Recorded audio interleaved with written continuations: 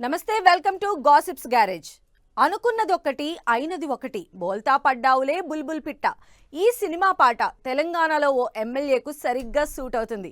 Car సింబల్తో గెలిచిన ఆయన అధికార పార్టీలో ఉంటే ఢోకా ఉండదని కండువా మార్చేశారు. కానీ అక్కడ ఆయన పప్పులు ఉడకటం లేదు. కండువైతే కప్పేశారు కానీ పట్టించుకునే దిక్కు లేదు. దీంతో ఆయన యాక్షన్ ప్లాన్ పొలిటికల్ సర్కిల్స్లో కొత్త చర్చకు తెరతీసింది.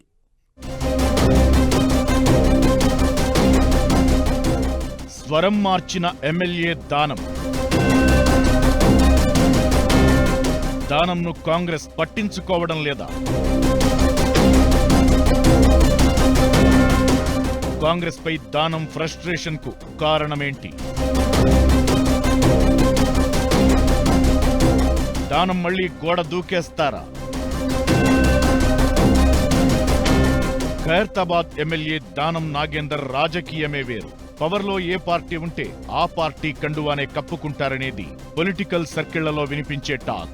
అసెంబ్లీ ఎన్నికల్లో బీఆర్ఎస్ తరపున గెలిచిన దానం నాగేందర్ కాంగ్రెస్ అధికారంలోకి రాగానే కారు దిగేసి హస్తం పార్టీతో చేతులు కలిపేశారు. అక్కడితో ఆగకుండా లోక్సభ ఎన్నికల్లో సికింద్రాబాద్ నుంచి కాంగ్రెస్ తరపున పోటీ కూడా చేశారు దానం. కానీ ఆశించిన ఫలితం రాలేదు. అంతే, అప్పట్నుంచి పార్టీలో ఆయనకు ప్రాధాన్యత తగ్గుతూ వచ్చింది. అంతేకాదు, ఒకవేళ పార్టీ ఫిరాయింపుల అంశంలో దానం నాగేందర్ పై అనర్హత వేటు పడినా మళ్లీ ఆయనకే ఖైరతాబాద్ టికెట్ ఇవ్వకూడదనే ఆలోచనలో ఉందట హస్తం పార్టీ. పార్టీ కండువా అయితే కప్పేశారు, కానీ దానం నాగేందర్ కు ఆదరణ కరువైంది. ఈ విషయాన్ని ఆలస్యంగా గ్రహించిన దానం నాగేందర్ స్వరం మార్చారు. అధికారులను తిడుతున్నారు, రేవంత్ ప్రభుత్వాన్ని విమర్శిస్తున్నారు.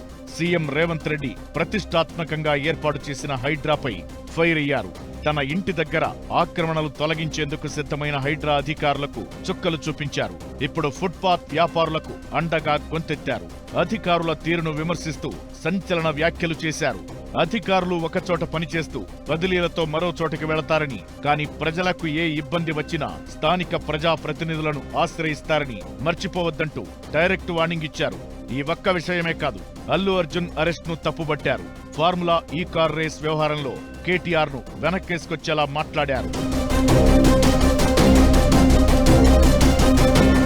ఇలా సొంత పార్టీ విధానాలపై బహిరంగంగానే దానం చేస్తున్న విమర్శలు పొలిటికల్ సర్కిల్స్ లో కొత్త చర్చకు తెరతీశాయి.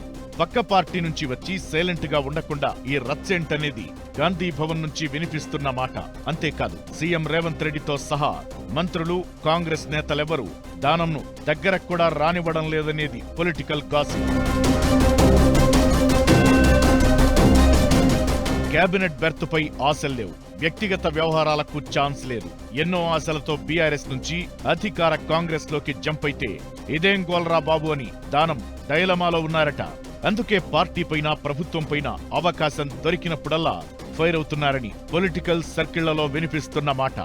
అంతేకాదు, కాంగ్రెస్ లో కంటిన్యూ అవ్వలేననే నిర్ణయానికి కూడా వచ్చారని, మళ్లీ గులాబీ తీర్థం తీసుకుందామనే ఆలోచన కూడా చేస్తున్నారని తెలుస్తోంది. అయితే కండువా మార్చాక చేసిన విమర్శలు తెలంగాణ భవన్లో ఇంకా ప్రతిధ్వనిస్తున్నాయనేది పొలిటికల్ టాక్. దీంతో హస్తం నేతలతో చేతులు కలిపి తిరగలేక, కామ్గా కారులో ఎక్కలేక దానం పొలిటికల్ చౌరాస్తాలో నిలబడ్డారనే చర్చ నడుస్తోంది.